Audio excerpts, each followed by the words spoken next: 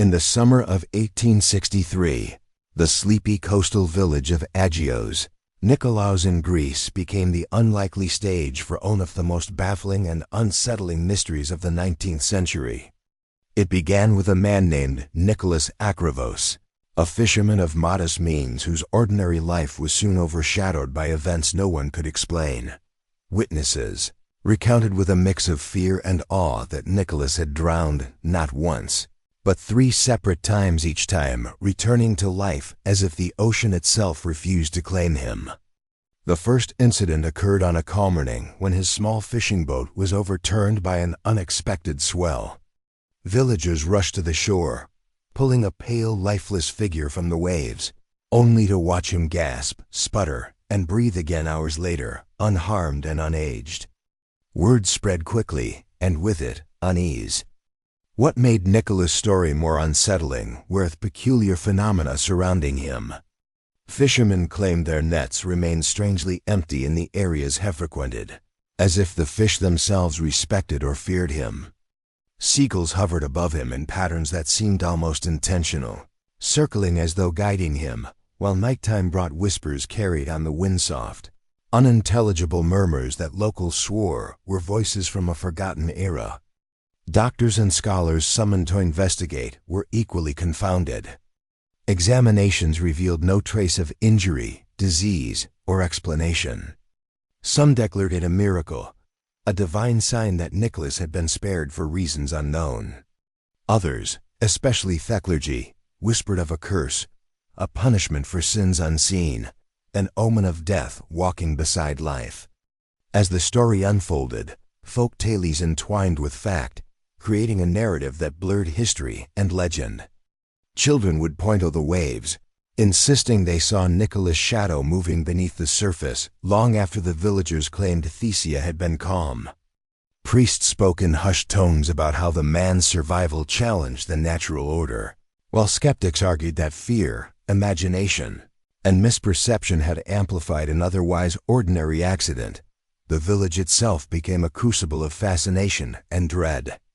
Each account layered upon the next, until Nicholas was no longer simply a man but a symbol of humanity's struggle to understand life and death. This introduction sets the tone for a story that straddles the line between historical record and supernatural speculation.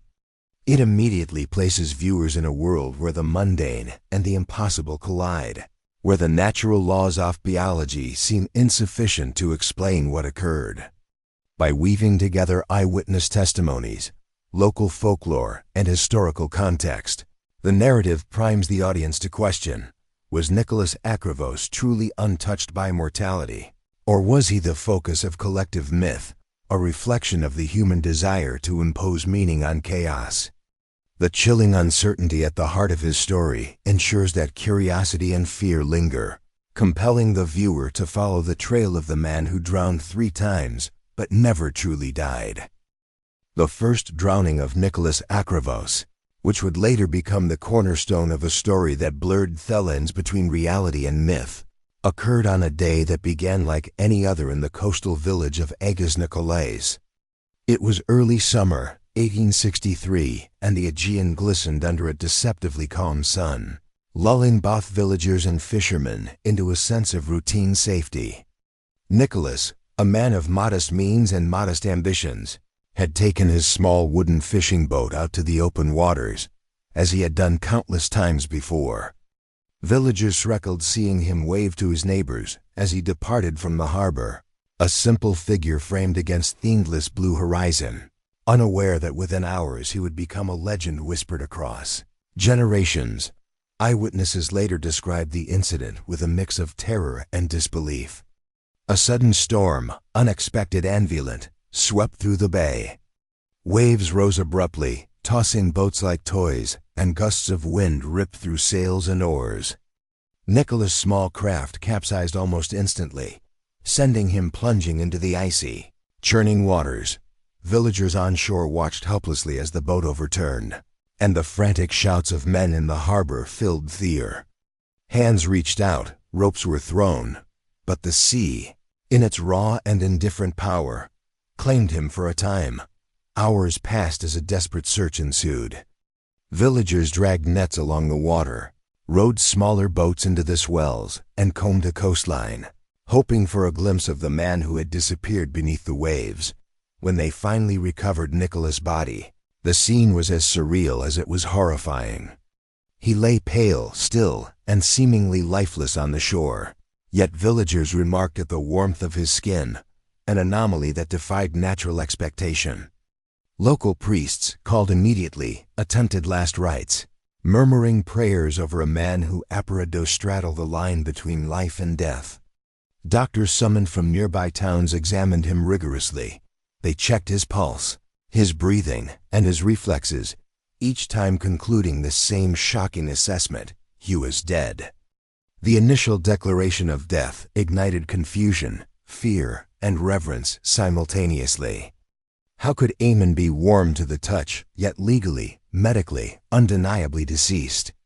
This paradox planted the first seeds of astery that would haunt Agios Nikolaos for decades. From the very outset, villagers struggled to reconcile what they saw with what they knew. Rational explanations were offered, though none fully satisfied. Some claim that the storm's currents had carried him under for hours, that a misinterpretation of his body's pallor led to premature conclusions of death. Others suggested hypothermia or shock had slowed his bodily functions, mimicking death in a manner unknown to contemporary medicine. Doctors debated for days, consulting texts and colleagues, yet even their most conservative assessments faltered. The more one sought logic, the more Nicholas' survival appeared impossible. And then, inexplicably, he stirred. Hours after the recovery, Nicholas just moved, first faintly, then more pronouncedly, drawing astonished gasps from those present. Eyes that had been closed now fluttered open, revealing a gaze both confused and serene. Villagers recoiled, some in joy, others in terror, as the man who had been declared dead stood, or rather, shivered before them, dripping from the Aegean, yet wholly alive. Fishermen who had rowed tirelessly to search for him swore they had witnessed not a miracle, but a bending of the natural order itself. News spread rapidly. The man who had died at sea was alive, and nothing in the village, or perhaps the world, could account for it.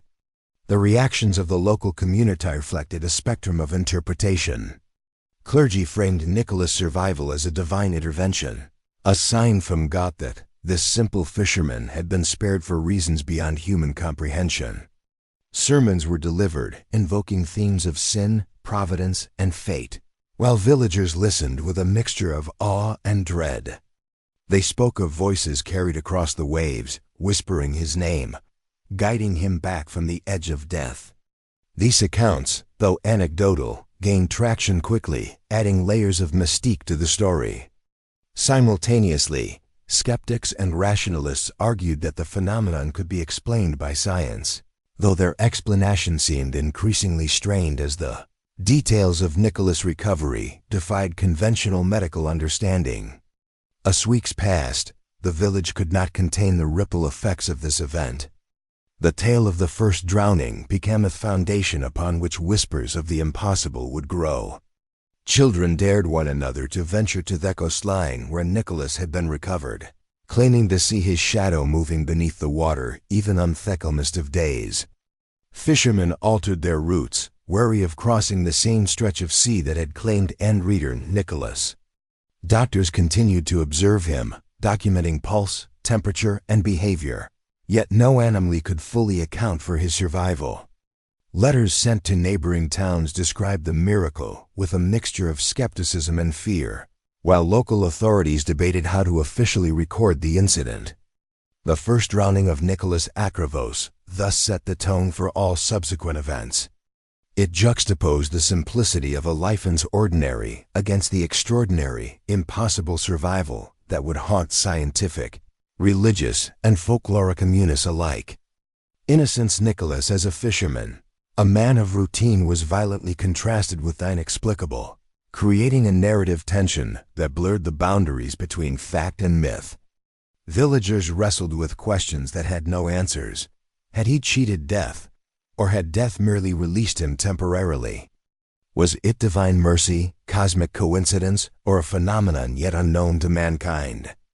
These uncertainties seeded an atmosphere in which every ripple on the water, every cry of gulls overhead, and every whisper in the wind became a potential clue or portent, preparing both Nicholas and his observers for the even more confounding events that would follow. Months after his first miraculous return from the sea, Nicholas Akrivos' life, already enshrouded in rumor and awe, took an even stranger and more unsettling turn. It was late autumn of 1863 when he embarked on a journey inland, tasked with transporting supplies across the swift-flowing river Ivinos. The villagers, still grappling with the memory of his first drowning, watched him depart with trepidation, a mix of admiration and unspoken fear underlying their well wishes. For Nicholas, the journey was ordinary in intention, a simple crossing, routine in its necessity, but extraordinary in its consequences. Eyewitnesses later described the event with a clarity tinged by terror. The river that day had swelled from recent rains, rushing and foaming with unusual violence. Nicholas, carrying a basket of provisions, slipped on the slippery rocks near the riverbank. One moment he was steady, the next his body pitched into the torrent, swallowed almost instantly by the roiling waters. Villagers ran to the bank, shouting and throwing ropes, but the river's current seemed determined to claim him. For nearly an hour he vanished completely, leaving only the panicked shouts of onlookers and the white water churning in his absence. Those present later recalled a chilling silence that fell across the banks as though the world itself paused in recognition of the man's peril. When Nicholas' body was finally recovered downstream, the scene was eerily reminiscent of his first drowning. He lay pale, limp, and seemingly lifeless on the muddy riverbank. Villagers approached cautiously, hearts pounding, hesitant to acknowledge the impossible repetition of history. Local priests hurried to the scene, murmuring prayers with an urgency born of both faith and dread. Doctors from nearby Athens were summoned, traveling several hours to examine the man whose defiance of death had already become legendary. Upon inspection, they found themselves confounded. Nicholas' lungs contained no water, his body showed no signs of decomposition or trauma, and yet he exhibited all the outward signs of death. Observers whispered among themselves, torn between awe at the miracle and fear of the unnatural. The community's reaction was multifaceted. Some interpreted Nicholas' survival as a divine message, a harbinger of spiritual importance. Priests claimed that God had spared him for a purpose beyond mortal comprehension. Ansermons echoed with themes of prophecy, fate, and divine will. Villagers brought gifts and tokens to Theory Verbank, leaving offerings in gratitude or appeasement, believing that their attentiveness might protect them from whatever forces had touched Nicholas. Yet others feared him. Whispers circulated that he carried a curse, that proximity to him might draw misfortune. Parents warned children against mockery or intrusion, convinced that his repeated deaths marked him as something other than human, a living omen of disaster or portend of calamity. Letters from villagers chronicling the event reveal a society grappling with the tension between rational explanation and superstition. Some letters detail measured observations. The river was unusually rapid that day, stones slick with algae, currents stronger than anticipated. They noted his miraculous survival with a mix of hope and skepticism. Other correspondence, however, reads almost like journalistic reportage infused with dread, recounting whispers of voices heard near the river, reflections in the water that resembled not Nicholas, but some spectral version of him, and a sense of being observed by unseen eyes. These documents humanize the narrative, giving voice to fear, wonder, and the inability to reconcile repeated miracles with empirical understanding. Nicholas' own response to the second near-death experience is largely undocumented, though surviving testimies from neighbors and travelers suggest he became more introspective, often staring at the river for hours, seemingly lost in thought. Some claimed he spoke rarely of the incident, Yet his manner had changed. He appeared both humbled and haunted, as if the repeated brush with death had opened fissures in his understanding mortality and identity. Was he simply a man who had cheated death twice, or had these events fundamentally altered his perception of reality, instilling in him a silent dread that mirrored the villagers' fear? Psychologists in such repeated near-death events in later studies argue that the human psyche struggles to process experience that defy known boundaries. Nicholas' repeated drownings likely created a feedback loop within the village. The more inexplicable the survival, the greater the awe and fear, which in turn reinforced his legendary status. Communities collectively shape myths around such phenomena, blending observation with imagination until the line between reality and legend is nearly imperceptible. In Agios Nikolaos, this effect was pronounced. Villagers reported seeing Nicholas at times when he could not have been present, hearing his voice where no one spoke, and interpreting natural occurrences as supernatural signals. The second death also deepened the contrast between faith and reason. Rational observers, including doctors, scholars, and neighboring officials, attempted to for logical explanations: a slowing of the heart due to cold, temporary unconsciousness mistaken for death, or errors in observation. Yet each hypothesis faltered under scrutiny. The villagers' testimonies, imbued with personal experience and emotional intensity, often overpowered the clinical detachment of the experts. Meanwhile, the clergy framed these repeated miracles as evidence of divine orchestration, reinforcing a worldview in which mortality could be negotiated, and the boundaries of life and death were not absolute. In Fiefdermouth, Nicholas' second drowning became a locus of psychological tension in the village. Families debate whether he should continue traveling alone, and fishermen feared crossing the rivers he frequented. Children told stories of a man who could not die, embellishing his abilities in ways that mirrored the oral traditions of Greek myth. This created a dual perception: Nicholas as a simple, innocent fisherman, and Nicholas as a man touched by forces beyond human understanding. The duality haunted both him and the community, setting the stage for Thephanel, even more enigmatic drowning that would cement his legend. By juxtaposing empirical observation against folklore, the narrative highlights the dissonance between human understanding and the inexplicable. The villagers' accounts, letters, and priestly interpretations capture the full spectrum of reaction: fear, awe, suspicion, and devotion. Each repeated death not only challenges the natural laws of biology, but also forces a confrontation with the psychological implications of witnessing repeated miracles. Nicholas Akrivos was no longer merely a fisherman. He had become the embodiment of humanity's struggle with mortality, the liminal space between life and death, and the haunting question of what lies beyond the edge of comprehension. Following Nicholas Akrivos' repeated brushes with death, the village of Agios Nikolaos, and indeed, the broader scholarly and medical communities of 1863, Greece found themselves confronted with a phenomenon that defied both empirical reasoning and spiritual understanding. Physicians, driven by curiosity and professionality, undertook rudimentary examinations of the man who had survived not once, but twice. They measured his pulse, checked for the slightest fluctuations in body temperature, and tested his reflexes and responses to stimuli. Each observation revealed inconsistencies. Nicholas' heartbeat occasionally slowed to imperceptible levels, yet he remained conscious. His skin retained warmth despite extended periods in cold water, and he seemed unaffected by what should have been extreme physiological stress. Some physicians speculated that Nicholas possessed an extraordinary adaptation, perhaps a rare anomaly that allowed his body to enter a state of suspended animation, effectively delaying death until recovery was possible. Medical reports from the time, though incomplete and often anecdotal, detailed the skepticism and frustration of the observers. One physician noted in a handwritten report that Nicholas' pupils responded sluggishly to light but never fully dilated.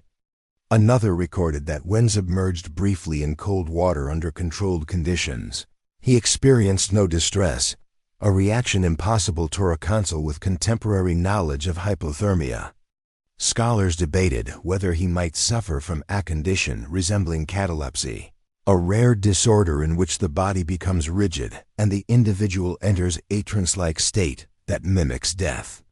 Others hypothesized a form of physiological hibernation, theorizing that his metabolism could slow to near-zero levels in response to environmental stress. Yet all theories remain speculative, unsupported by rigorous experimentation or peer-reviewed validation, leaving scientists with more questions than answers. While science labored to produce plausible explanations, superstition and folklore flourished. Priests continued to proclaim Nicholas' experiences as divine intervention, suggesting that he had been marked by God, spared from death for reasons beyond human comprehension. Villagers whispered that unseen spirits guided him, protecting him from the water and summoning him back to life. Tales circulated of shadowy figures seen near rivers during drownings, or of spectral hands that appeared to lift him from the depths. Mythic orals emerged as well, drawing connections to Greek folklore of mortals who traversed the boundary between life and death, the demigods who survived trials by water, the spirits of heroes who returned to the mortal plane after near-fatal encounters, and the shadowy figures in ancient tales who walked among humans unseen, appearing only when fate intervened. These narratives created a rich tapestry in which fact, observation, and legend were inseparably intertwined, leaving villagers and scholars alike in a state of uneasy awe. Archival documents from the period illustrate the profound societal struggle to categorize Nicholas' survival. Parish records include notes of repeated church visits and prayers for his safety, reflecting a deep spiritual investment in his fate. Letters between physicians from Athens and local villagers discuss empirical attempts to rationalize his condition, revealing the limits of contemporary medicine. Folklore collections, recorded decades later by ethnographers, capture the oral traditions that grew around him, recounting stories of phantom lights on riverbanks and voices echoing in the night, suggesting divine or supernatural oversight. Taken together, the sources reveal a community grappling with a reality that challenged the boundaries of comprehension, one that forced a confrontation with questions both scientific and metaphysical. The tension between empirical reasoning and mystical interpretation created a psychological landscape as complex as the physical one. Villagers oscillated between fear, reverence, and skepticism. Some avoided Nicholas entirely, fearful of being cursed or marked by association. Others sought his presence, believing proximity to him might convey divine favor or insight into the mysteries of life and death. Doctors and scholars, though committed to rational investigation, found themselves constrained by the limits of their instruments, observations, and theoretical frameworks. Each encounter with Nicholas pushed them to confront the uncomfortable possibility that human understanding might be fundamentally inadequate to explain certain phenomena. Philosophically, Nicholas' case prompted profound questions. Can human reasoning encompass experiences beyond observable parameters? To what extent should extraordinary claims be tested? And when must one concede that some events exist beyond explanation?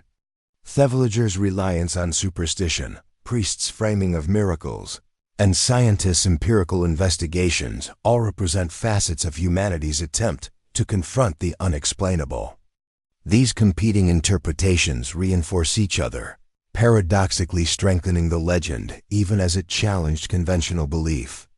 Nicholas became both subject and symbol, an ordinary man rendered extraordinary, a living embodiment of humanity's struggle to reconcile mortality with the possibility of transcendence.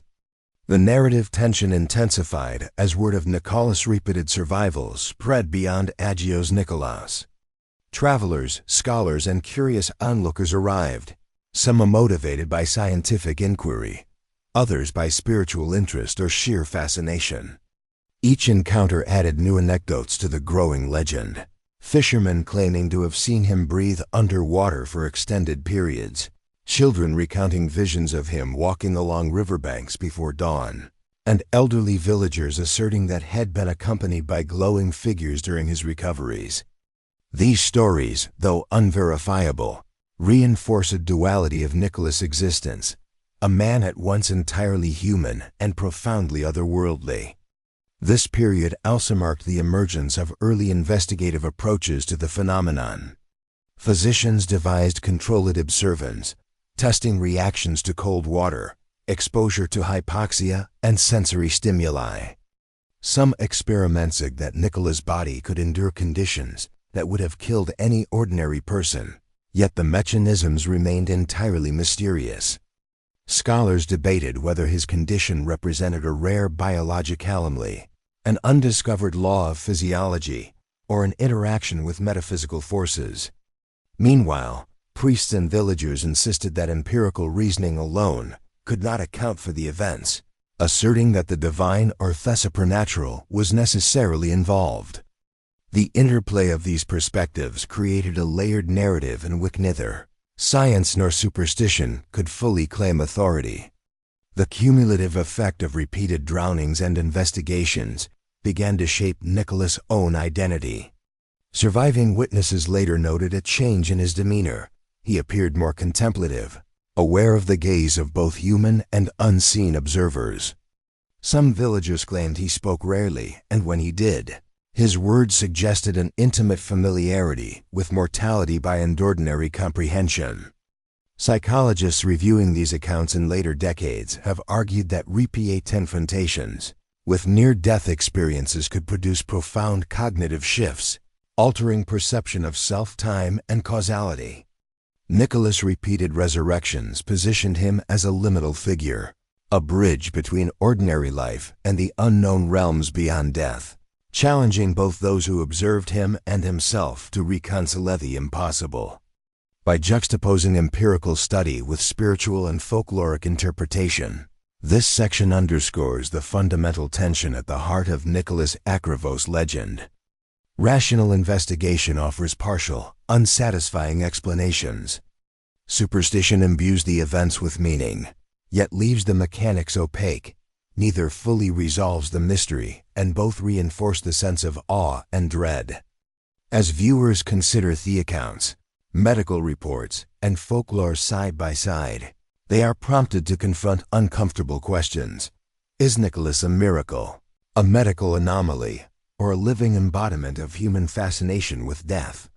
Can mortality be cheated, or are these survivals the result of forces yet unknown? The narrative, rich with conflicting evidence, builds toward the climactic third drowning, leaving the audience suspended in a space of uncertainty, wonder, and psychological tension. The summer of 1863 in Agios Nikolaos brought a heat that shimmered over the waters of the Aegean, but it also bore witness to an event that would forever etch Nicholas Akrivos into the annals of the unexplained. Unlike his previous near-death experiences, this third drowning was public, dramatic, and undeniable. Dozens of villagers, fishermen, children, merchants returning from markets watched as his small fishing boat was caught by a sudden, violent squall. The vessel overturned with a loud crash, throwing Nicholas into the turbulent waters. Thesia, churning with an almost unnatural fury, seemed to swallow him instantly. Eyewitnesses described the horror in real time, the frantic splashing, hands reaching and missing him, cries that were carried away by the wind, and then silence. For what felt like hours, the villagers feared the worst. When he re-emerged, however, the scene defied reason. Nicholas rose from the water, gasping, drenched but unharmed, his face calm and almost serene despite the chaos around him. Those who had watched him vanish described the strange fog that had rolled over the sea, obscuring vision, muffling sound, and lending the event an ethereal quality. Shadows appeared to move independently along the waves, and some claimed to hear whispers not carried by the wind, but emanating from the very mist itself. Boats bobbed against the currents without captains, and gulls circled overhead in patterns that no one could explain. Children who had screamed in panic later recounted seeing lights dancing over the water as Nicholas struggled, and even seasoned fishermen swore the tide behaved unnaturally, pushing him toward the shore rather than away. Medical explanations were quickly sought, but failed to provide clarity. Local doctors arrived, eager to observe him immediately, noting the continued absence of water in his lungs, the undamaged state of his body, and the peculiar warmth of his skin despite prolonged immersion in cold, storm-laden waters. Some scholars traveled from Athens to investigate, bringing with them rudimentary devices for measuring pulse and breathing. Their records, fragmentary and anecdotal, report phenomena that would later fuel both scientific curiosity and superstitious speculation. Was Nicholas' survival the result of a rare physiological anomaly, perhaps an extreme form of adaptation to hypothermia and near drowning, or had something beyond human comprehension intervened? The data offered no definitive answers, leaving endless speculation and awe. In the immediate aftermath, villagers' reactions were varied and intense. Some fell to their knees in prayer, certain that divine forces had spared him for a purpose. Others whispered of a curse, noting fat storms, shadows, and strange events always seemed to cluster around Nicholas. Local priests used the occasion to preach sermons on mortality, divine will, and human hubris, invoking ancient texts and the lives of saints who had similarly survived the impossible. They interpreted his repeated drownings as signs warnings of life's tragedy, but also proof of spiritual selection, that some individuals were marked for a destiny separate from ordinary men and women. These interpretations fed into a growing narrative in which Nicholas was no longer simply a man, but a liminal figure, straddling the line between mortality and something else entirely. Folklorist exhuming accounts decades later highlight how this third drowning transformed Nicholas into a living legend. Stories circulated of heroes from Greek myth, Theseus facing deadly currents, Odysseus traversing treacherous waters, and figures from local maritime lore who vanished into the sea only to return mysteriously. Villagers drew parallels, consciously or unconsciously, framing Nicholas as a modern echo of these ancient archetypes. Shadows that moved without origin were interpreted as protective spirits or watchers from another realm. Sudden gusts of wind and the fog that concealed him became metaphors of liminality, representing the boundary between life and death. These accounts, passed down through oral tradition, increasingly blurred the lines between documented fact and collective imagination, transforming a man into a symbol whose significance extended beyond his personal story. Psychologists analyzing these events suggest that mass suggestion, trauma, and the extraordinary nature of the first two drownings likely amplified the perception of supernatural phenomena. When a community witnesses repeated survival against impossible odds, memory becomes malleable.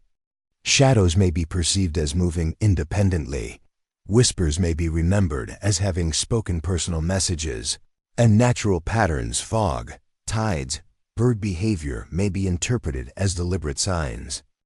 The collective psyche of the village, shaped by fear, reverence, and anticipation, created a fertile environment for myth to flourish.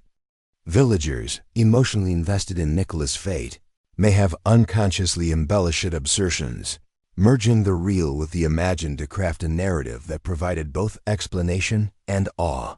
Letters, diaries, and memoirs from the period underscore the psychological tension surrounding Nicholas.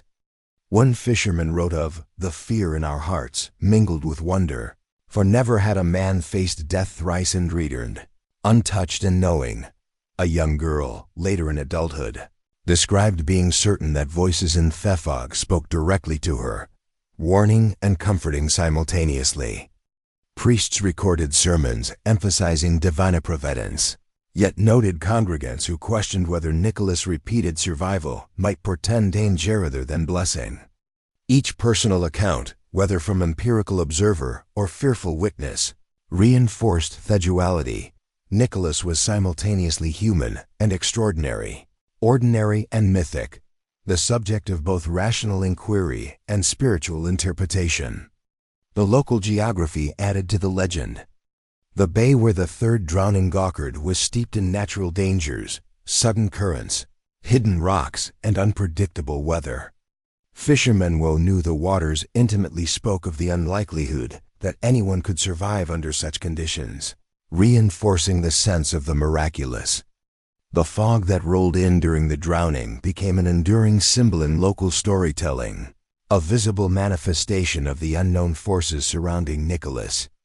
Subsequent drownings or near drownings, real or imagined, were often recast in its image, merging memory, narrative, and landscape into a single cohesive mythos.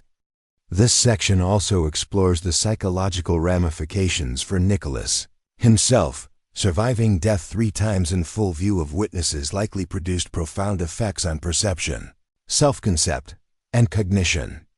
Some reports suggest he became contemplative and withdrawn, aware that he existed under the gaze of villagers who alternately feared, revered, and scrutinized him. The repeated experience of returning from death may have fostered an altered relationship with mortality, life, and the supernatural, situating him psychologically between ordinary human experience and the mythic plane the villagers ascribed to him. His repeated confrontations with death not only shaped public perception, but may have permanently altered his own consciousness. The interplay of science, superstition, and folklore during and after the third drowning illustrate his tension at the heart of Nicholas' legend. Rational explanations faltered in the face of overwhelming anecdotal evidence and dramatic witness accounts. Superstition and myth flourished, providing a narrative that satisfied emotional and cultural needs, but offered no empirical answers. Villagers continued to recount stories of lights in fog, shadows along the shore, and voices carried on the wind, embedding the event in collective memory. Psychologists suggest these embellishments are understandable responses to trauma, yet they also serve to preserve the story, allowing it to persist across generations. In conclusion, the third drowning solidified Nicholas Acrivo's status as a liminal figure, one whose existence challenged human understanding. The event melded witnessed fact with mythic interpretation, science with superstition, and individual experience with collective memory. Shadows, fog, and whispers became integral to the narrative, blurring boundaries between the natural and the supernatural. This episode raises enduring questions. Was Nicholas' repeated survival a rare physiological anomaly, a miraculous intervention, or a product of mass perception and myth-making? The third drowning sets the stage for ongoing speculation, modern analysis, and the enduring fascination that continues to surround life and near-death experiences of the man who drowned 3 times but never truly died. The story of Nicholas Acrivos has endured for over a century because it inhabits a space where fact and legend collide, and no single explanation suffices. Scholars, historians, and curious minds have long attempted to understand how a man could drown 3 times and return unharmed each time. Rationalists point first to medical anomalies. Some propose that Nicholas suffered from a form of extreme catalepsy, a condition in which body enters a death-like state. The heart slows to imperceptible beats, respiration nearly ceases, and the body becomes rigid yet undamaged.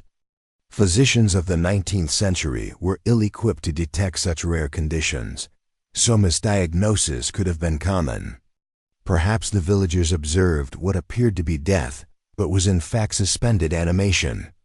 Extreme hypothermia could also have played a role. Prolonged exposure to cold water can slow metabolism to the point where life signs become imperceptible, and if Nicholas was naturally resilient, this might have allowed him to survive against all odds. Other rational explanations emphasize environmental facts. Witnesses describe storms, unpredictable currents, and sudden waves during each drowning. Yet these forces were not consistent with fatal outcomes, according to experienced fishermen. Some theorists suggest that his survival could have been a combination of luck and rapid recovery. Currents may have pushed him toward the shore, or he may have instinctively clung to floating debris. Human perception is notoriously unreliable, especially under stress and shock. Villagers, seeing someone vanish beneath the waves, might have assumed death prematurely, while in reality, Nicholas remained conscious or semi-conscious, enabling his eventual return. Yet these explanations, while plausible, leave a lingering unease. Rational accounts struggle to reconcile three separate incidents of death-like immersion with no lasting injury. Paranormal enthusiasts and folklorists offer more unsettling possibilities. Many argue that Nicholas was marked by a force beyond human comprehension, a divine intervention, a protective charm that shielded him from mortal peril.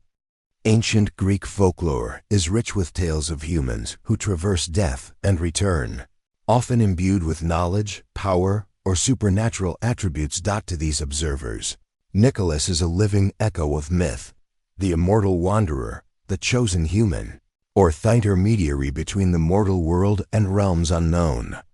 Local traditions further embellish the story.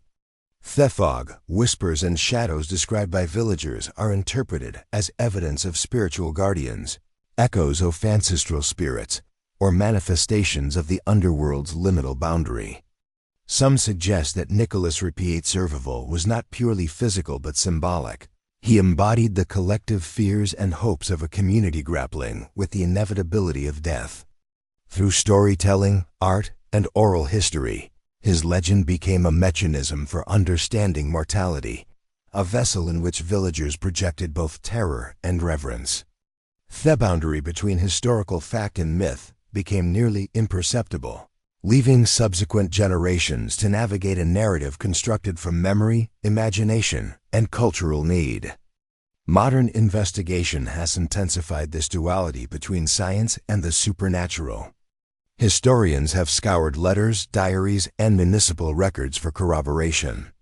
Scholars seek to verify dates, weather reports, and eyewitness statements, attempting to construct a precise chronology of events.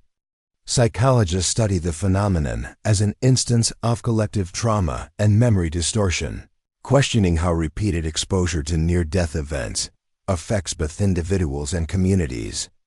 Could Nicholas' legend be an early example of mass suggestion, magnified by fear, awe, and communal storytelling? Or did these repeated events imprint a deeper psychological resonance, inspiring interpretations of supernatural causality where none objectively existed? Paranormal investigators, meanwhile, revisit the coastlines, the rivers, and the stormy bays associated with Nicholas' drownings. Some claim to detect anomalous readings, electromagnetic fluctuations, inexplicable sounds, and sudden mists that appear without meteorological cause. While scientific scrutiny often discredits these findings, they continue to intrigue and terrify, keeping the story alive in popular imagination. Online forums and discussion groups analyze documents, folklore, and local lore, inviting viewers and readers to participate in the mystery themselves. Every new theory, observation, or hypothesis further complicates the narrative, ensuring that no definitive conclusion can ever satisfy the range of human curiosity and belief. The contrast between rational and mystical explanations is deliberate and essential to the story's enduring fascination. Rational theories, grounded in physiology, environmental analysis, and historical records, offer plausible but cold answers. They fail to capture the wonder, fear, and cultural resonance that the repeated drownings inspired. Mystical interpretations, on the other hand, thrill and unsettle precisely because they suggest the limits of human understanding. They propose that the laws governing life and death may be more fluid than imagined, that some events lie beyond observation and control. By presenting both perspectives without endorsing either, the narrative maintains tension, compelling viewers to wrestle with their own beliefs and biases. In addition to competing interpretations, the story raises philosophical questions about mortality, fate, and the human desire to explain the inexplicable. Was Nicholas' repeated survival a miracle, a quirk of biology, or evidence of forces that challenge conventional understanding? Does the allure offer a normal explanation reveal more about human psychology than the phenomenon itself? Is myth merely a coping mechanism for events that defy comprehension, or does it encode truths too subtle for empirical verification? Each question invites debate, compelling audiences to reflect on their relationship with fear, faith, and reason. Even today, the case of Nicholas Akrivos remains unresolved. Scholars, folklorists, psychologists, and paranormal enthusiasts continue to revisit the tale, yet no single theory commands universal acceptance.